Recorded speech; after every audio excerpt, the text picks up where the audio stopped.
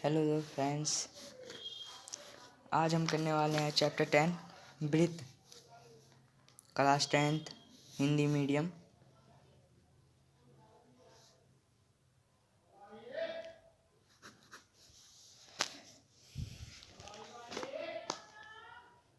ये 10वें चैप्टर में क्या है, इसमें बताना है स्पर्श रेखा, स्पर्श बिंदु, ये सब चीज़ें बतानी है।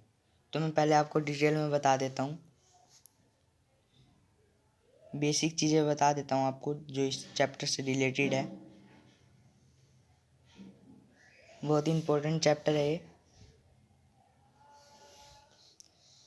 आपने 9th में पढ़ा भी होगा कि ये जो होता है वृत्त के अंदर, सर्कल के अंदर एक बिंदु होता है, वो क्या होता है, हमारा केंद्रक।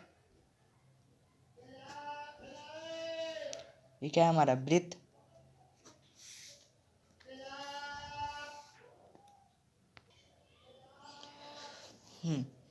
तो ये हमारा वृत्त हो गया, सर्कल। आपने ये भी पढ़ा होगा कि जो मतलब ये होती है, ये क्या होती है, हमारी जीवा। ये होती है जीवा। ये क्या होती है, व्यास। सबसे बड़ी जीवा कौन सी होती है, व्यास होती है। ये याद रखना, बहुत ही काम की चीज़ है ये। जो जीवा होती है वो सबसे बड़ी होती है, व्यास होती है वो। इस वृत्त के अंदर में जो सबसे बड़ी रेखा है तो वो तो यही है। तो इस जीवा सबसे बड़ी रेखा क्या होगी, व्यास।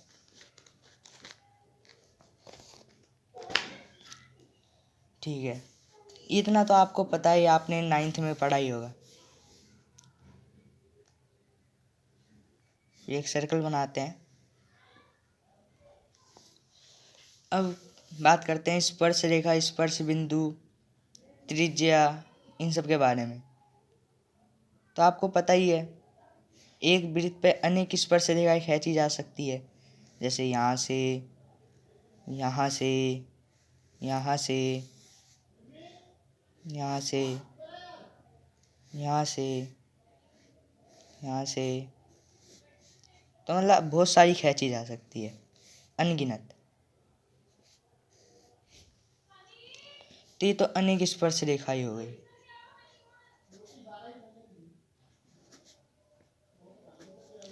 तो इसमें तो कोई बात नहीं है, आपको पता ही होगा। फिर मान लेते एक और सर्कल देख लेते हैं। केंद्र आपको तो पता ही है, चाहे आप यहाँ से खींचो या यहाँ से खींचो या यहाँ से खींचो या यहाँ से खींचो, क्या होगी ये, त्रिज्या, जिसे हम रेडियस बोलते हैं, आर से प्रदर्शित करते हैं। अब एक चीज़ और देखो, यहाँ पे एक और सर्कल लेते हैं। ये तो हमारी त्रिज्या हो गई। जब इसको पूरा कर देंगे तो ये क्या हो जाएगा, याद करो, मैंने ये बताया था, व्यास। व्यास हो गया ये तो।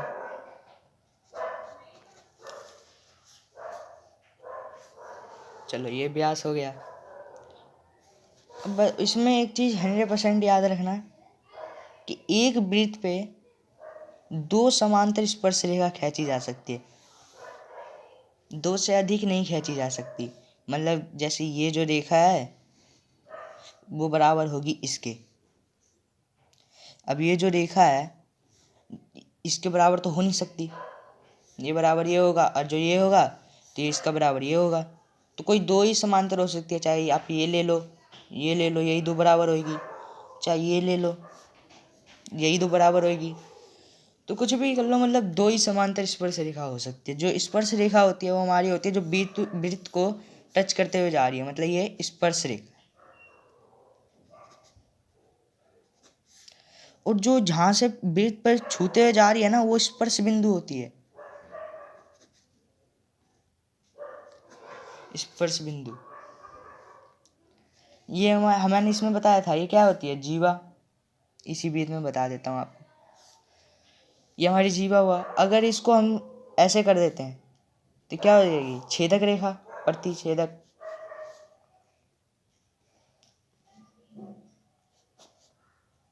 या छेदक रेखा बोल लो या प्रतिछेदक रेखा, दोनों एक ही जैसे हैं। तो ये तो बेसिक चीज़ें थी जो 10वें चैप्टर से रिलेटेड है, जो कि इसी पे आधारित सारे क्वेश्चन आंसर करने हैं। तो अब करते हैं 10.1।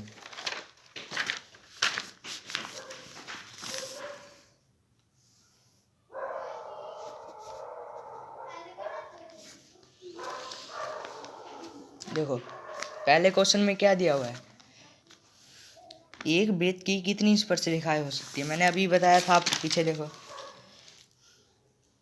ये जो है अनेक स्पर्श रेखाएं हैं। मैंने बताया था ना अनेक स्पर्श रेखाएं हो सकती है। तो हम पहले का आंसर करते हैं।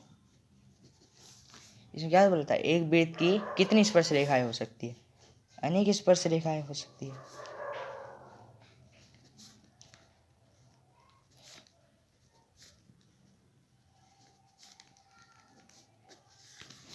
अनेक स्पर्श रेखा, जैसे अभी फिर से बता देता हूँ, जैसे कि एक सर्कल है, वैसे तो 2 ही समांतर स्पर्श रेखा हो सकती है, लेकिन अगर पूछी जाए वृत्त पर कितनी स्पर्श रेखा खींची जा सकती है, तो अनेक। और ये पूछे कि वृत्त पर कितने समांतर स्पर्श रेखा हो सकती है, तो 2 से अधिक नहीं हो सकती। तो ये सब हो गया लगभग, यानी कि स्पर्श रेखा हो गई। कहीं यहीं से ले लो, कहीं यहीं से ले लो, कहीं यहीं से ले लो, कहीं यहीं से ले लो, कहीं इधर से ले लो, कहीं इधर से ले लो, कहीं से भी ले लो, अनेक स्पर्श रेखा बन जाएगी आप। चलो दूसरा करते हैं। दूसरे में रिक्त स्थान बनने हैं। पहला जो है वो क्या है, किसी वृत्त की स्पर्श रेखा है उसे डैश बिंदु पर प्रतिच्छेद करती है। क्या था, किसी वृत्त की स्पर्श रेखा उसे डैश बिंदु पर प्रतिच्छेद करती है, मतलब एक बिंदु पर। देखो किसी वृत्त की स्पर्श रेखा मतलब कोई वृत्त है आपकी, कोई वृत्त है, बस हमें लिखना है, इसमें खाली स्थान भरना, मैं ये समझाने के लिए बता रहा हूँ। मतलब एक वृत्त है आपकी, ठीक है, किसी वृत्त की स्पर्श रेखा उसे डैश बिंदु पर प्रतिच्छेद करती है। अच्छा, ये जो बिंदु है,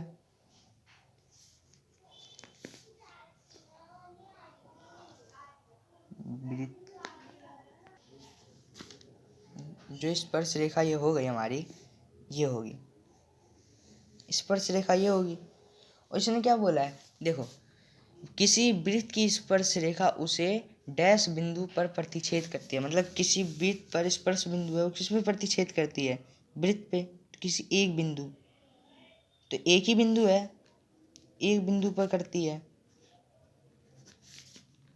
अभी मान लो ये है, तो इसको नहीं, मतलब इसको छू के नहीं जा रही है ना, ये ऊपर जा रही है, तो क्या है, तो एक ही बिंदु पर स्पर्श कर रही है, तो एक आएगा इसका आंसर। दूसरा देखते हैं क्या है, वृत्त को 2 बिंदु पर प्रतिच्छेद करने वाले रेखा को डैश कहते हैं। वृत्त को 2 बिंदु पर प्रतिच्छेद करने वाले, मतलब अच्छा ये क्वेश्चन मेरे हिसाब से छेदक रेखा, कि मतलब एक बिंदु यहाँ है, एक बिंदु यहाँ, एक केंद्रक है, इसे हम क्या बोल देंगे, जीवा। और जब मैंने बताया था जब इसको ऐसे कर देंगे तो क्या हो जाएगा, ये छेदक रेखा। इसने तो यही तो बोला है ना। तो क्या है, वृत्त को 2 बिंदु पे प्रतिच्छेद करने वाली, मतलब प्रतिच्छेद करना है में, तो मतलब ये हो गया और ये हो गया, तो क्या हो गया, ये छेदक रेखा। तो दूसरा क्या होगा हमारा, छेदक रेखा। ये भी आंसर आ गया। अब तीसरा देखते हैं कि तीसरे में क्या है, एक वृत्त की डैश समांतर स्पर्श रेखाएं हो सकती है। ये तो मैंने आपको पहले ही बता दिया है, कितनी होगी, 2 समांतर स्पर्श रेखाएं हो सकती है, मैंने बताया था। ये बराबर इसके होगा, ये बराबर इसके होगा, चाहे ये बराबर इसके ले लो या इसके बराबर इसके लिए, ये समझाने के लिए है ये सब डायग्राम, लेकिन आपको तो एक ही वर्ड लिखना है, तो ये आपको पता ही चल गया, स्पर्श रेखा। तो ये आपका इसका भी आंसर आ गया। अब चौथा देखते हैं। चौथे में क्या है, वृत्त तथा उसकी स्पर्श रेखा के उभयनिष्ठ को डैश कहते हैं। उभयनिष्ठ मतलब कॉमन, कॉमन कहते हैं, कि मतलब जो ये बराबर होगा, जैसे मैंने बताया कि ये बराबर ये होगा, तो ये क्या होगा, उभयनिष्ठ हो गया, मतलब कॉमन हो गया। अगर इसको ए बी नाम देते हैं या इसको डी सी दे देते हैं तो ए बी बराबर क्या होगा, डी सी होगा। साफ सीधी बात है, तो ये उभयनिष्ठ होगा। या किसी आप त्रिभुज लेते हैं, एक त्रिभुज लेते हैं मान लो, चलो एक चतुर्भुज ले लो, इस पे ये इसका नाम था ए बी सी डी। अब इस त्रिभुज में देखो ए बी सी और इसमें भी देखो डी बी सी, मतलब बी सी दोनों में आ रहा है कॉमन, तो क्या हो गया, ये दोनों उभयनिष्ठ हो जाएंगे सी। तो ऐसे ही है उभयनिष्ठ बताया। तो वृत्त तथा उसकी स्पर्श रेखा, मतलब एक वृत्त है, ये उसकी स्पर्श रेखा हो गई, क्या इसमें स्पर्श रेखा के उभयनिष्ठ बिंदु को, मतलब इस बिंदु को इससे मिला देंगे, डैश कहते हैं। इस बिंदु को क्या बोलते हैं, जिस पे छूते हुए जा रही है, स्पर्श रेखा बोलते हैं। साफ सीधी बात है।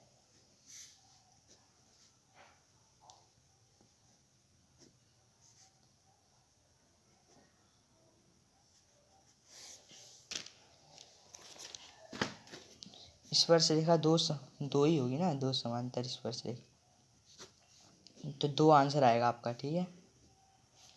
ये तो बताने के लिए था कि स्पर्श रेखा, तो आपका आ गया स्पर्श रेखा। अब करते हैं हम तीसरा क्वेश्चन। तीसरे क्वेश्चन में क्या है, देखो पढ़ के देखो। 5 सेंटीमीटर त्रिज्या वाले एक वृत्त के बिंदु P पर स्पर्श रेखा PQ केंद्र O से जाने वाली एक रेखा से बिंदु Q पर इस प्रकार मिलती है कि QO बराबर 12 सेंटीमीटर और PQ की लंबाई। अच्छा, तो इसमें ऑप्शन भी दिया हुआ है। ए ऑप्शन क्या है हमारा, 12 सेंटीमीटर, बी क्या है 13 सेंटीमीटर, सी क्या है 8.5 सेंटीमीटर और डी क्या है, इसमें है √119 सेंटीमीटर। अब देखते हैं इसमें क्या था, 5 सेंटीमीटर त्रिज्या वाले एक वृत्त के बिंदु P पर स्पर्श रेखा PQ के केंद्र O से जाने वाली एक रेखा से बिंदु पर O पर Q पर इस प्रकार मिलती है कि QO बराबर 12 सेंटीमीटर है और PQ बराबर की लंबाई हमें ज्ञात करनी है। तो जो ये PQ होगी हमारी, कोई रेखा होगी PQ, उसे हमें ज्ञात करना है, तो कितनी हो सकती है। तो इसका डायग्राम कुछ इस प्रकार बनेगा। वृत्त लेंगे, इसमें यही तो बोला है कि 5 सेंटीमीटर त्रिज्या वाले एक वृत्त की के बिंदु P, मतलब ये हो गई एक त्रिज्या तो आपको पता ही है त्रिज्या ये होगी। 5 सेंटीमीटर दिया गया है त्रिज्या, तो ये 5 सेंटीमीटर लिखेंगे। और इसमें क्या है, 5 सेंटीमीटर वृत्त की बिंदु, जो वृत्त की बिंदु है यहाँ पे, इसको क्या देंगे, P देंगे। स्पर्श रेखा PQ केंद्र O होगा हमारा, ये होगा ना। और फिर यहाँ से क्या बोला है, PQ केंद्र O जाने वाली एक रेखा से बिंदु Q पर इस प्रकार मिलती है कि ये मतलब ये जो ऐसी रेखा है जो एकदम ऐसी जाती है 12 सेंटीमीटर है, इसको क्या देंगे O और Q आ जाएगा। तो क्या हमें याद करना है, आधार याद करना है पाइथागोरस प्रमेय द्वारा। तो क्या आया था पाइथागोरस का, h का स्क्वायर बराबर p का स्क्वायर प्लस आधार का स्क्वायर मतलब b स्क्वायर। हिंदी में लिख देता हूँ, कर्ण का स्क्वायर बराबर लंब का स्क्वायर प्लस आधार का स्क्वायर। कर्ण क्या है हमारी 12 सेंटीमीटर, 12 का स्क्वायर बराबर हमारी p क्या है, p ये होती है, h ये होती है, b ये होती है। p क्या है 5 का स्क्वायर प्लस, हमें तो ये ज्ञात करना है, तो b स्क्वायर आ जाएगा। साफ सीधी बात है। तो 12 का रूट क्या होता है, मतलब 12 को 12 से गुना करेंगे तो 144 बराबर 5 और 25 प्लस 20 के। अब क्या होगा, ये इधर जाने पे क्या हो जाएगा, माइनस का हो जाएगा। तो 144 माइनस 25 इज इक्वल टू 20 के। 144 में से 25 गया 119, 20 के इसके लग जाएगा तो रूट आ जाएगा। अब देखो कोई सा पारे में 119 आता है, जिसको जितने से नहीं आता है। अगर 11 को 11 से भी करते हैं तो हमारे पास 121 आएगा, 119 नहीं आएगा। या 10 को 10 से करेंगे तब भी 100 ही आएगा, तो कम रह जाएगा, तो 119 ही आ जाएगा। क्या होगा? तो रूट 119 सेंटीमीटर।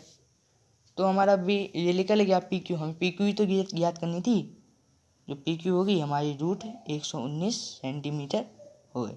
मतलब जो हमारा डी है वो सही है, 119 सेंटीमीटर। ओके, अब चौथा और आखिरी क्वेश्चन करते हैं 10.1 का। इसके बाद एक और क्वेश्चन है हमारे पास 10.2 में। मैं इसकी थ्योरी भी बहुत इंपॉर्टेंट है, 100% आती है। उसमें यही सिद्ध करना होता है कि जो मतलब जो स्पर्श रेखा है वो इसके बराबर इसके होगी। तो मैं नेक्स्ट वीडियो में बनाऊंगा। तो पहले आखिरी क्वेश्चन करते हैं। इसमें क्या है, एक वृत्त खींचिए और दो एक दी गई रेखा समांतर दो ऐसी रेखाएं खींचिए कि उनमें से एक स्पर्श रेखा हो तथा दूसरी छेदक रेखा। इसमें केवल डायग्राम बनानी है, इसमें केवल चित्र बनाना है। तो क्या है, इसमें एक वृत्त तो बनेगा ही बनेगा, एक वृत्त बन गया। हमें क्या था, इसमें एक ऐसी रेखा बनानी है हमें जो एक रेखा स्पर्श रेखा हो और दूसरी क्या हो, छेदक रेखा हो। तो एक वृत्त पर खींचिए और दो एक दी गई रेखा, दो एक दी गई रेखा, ये मान लो एक दी गई रेखा बिंदु सॉरी दी गई रेखा के समांतर दो ऐसी रेखाएं खींचिए कि हमें तो छेदक रेखा करना है, स्पर्श रेखा और एक छेदक रेखा। तो छेदक रेखा क्या होती है, मतलब जीवा को प्रतिच्छेद करने वाली। क्या हो गया, ये हो गया छेदक रेखा। तो हमें तो सीधा बताना है कि एक होनी चाहिए स्पर्श रेखा और एक छेदक रेखा। तो हम दो समांतर स्पर्श रेखा लेंगे ही नहीं, तो क्या हो जाएगी हमारी स्पर्श रेखा।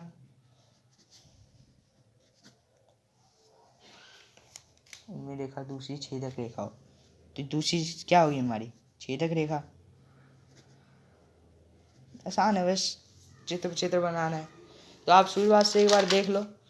इसमें बताया था एक वृत्त है, इसमें ये जो सर्कल है इसके बीच में जो पॉइंट होता है वो केंद्रक होता है। केंद्र होता है मतलब जो ये होती है जीवा होती है, और ये जो सबसे बड़ी होती है जीवा उसे हम व्यास बोलते हैं। सबसे बड़ी जीवा को हम क्या बोलते हैं, व्यास बोलते हैं। और क्या था, एक वृत्त पर अनेक स्पर्श रेखाएं खींची जा सकती है, जैसे ये देख ही रहे हो, ये। लेकिन केवल दो ही समांतर स्पर्श रेखा हो सकती है एक वृत्त पर, अगर पूछा जाए तब। तो क्या ये हमारी व्यास है। क्या जीवा, सबसे बड़ी जीवा क्या होती है, व्यास होती है। और ये क्या है, जीवा है, छोटी जीवा मतलब मान लो जीवा। तो इसको प्रतिच्छेद करने वाली क्या होगी, छेदक रेखा होगी। ये क्या है हमारी त्रिज्या होगी, चाहे ये ले लो, ये ले लो, ये ले लो, ये ले लो। छेदक रेखा त्रिज्या जिसे हम रेडियस बोलते हैं, इंग्लिश में भी बता दिया हूँ। तो स्पर्श रेखा को हम टेंजेंट बोलते हैं, उभयनिष्ठ को कॉमन बोलते हैं, दिया है को गिवन बोलते हैं। तो अब देखते हैं फिर इसमें मैंने बताया स्पर्श रेखा और ये स्पर्श बिंदु, मतलब जो स्पर्श करते जा रही है जो बिंदु होगी वो स्पर्श बिंदु होगी, और जो फिर चलाया गया है स्पर्श बिंदु वो स्पर्श रेखा होगी। तो 10.1 में क्या था, अनेक स्पर्श रेखा हो सकती है। मतलब क्या था, पहला क्वेश्चन, एक वृत्त की कितनी स्पर्श रेखा हो सकती है, अनेक हो सकती है। दूसरा क्या था, उसमें खाली स्थान बनना था, किसी वृत्त की स्पर्श रेखा उसे डैश पर प्रतिच्छेद करती है, एक पर करती है। मैंने बताया ही, केवल एक भी कर सकती है, दूसरी पे कर नहीं सकती।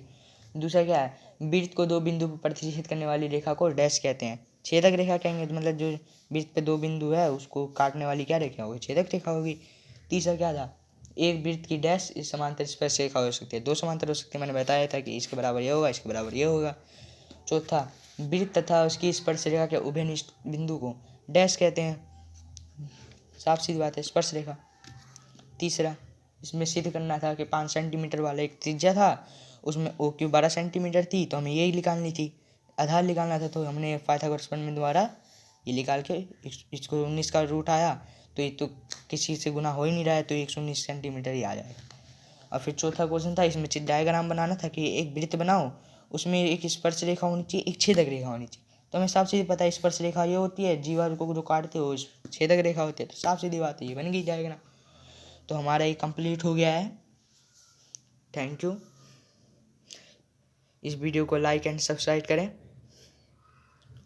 और सपोर्ट करें। और नेक्स्ट वीडियो में आपको मैंने बताया जिस प्रकार थ्योरी बताऊंगा मैं, काफ़ी इंपॉर्टेंट थ्योरी, उसमें हर बार आता है 10th के क्लास में।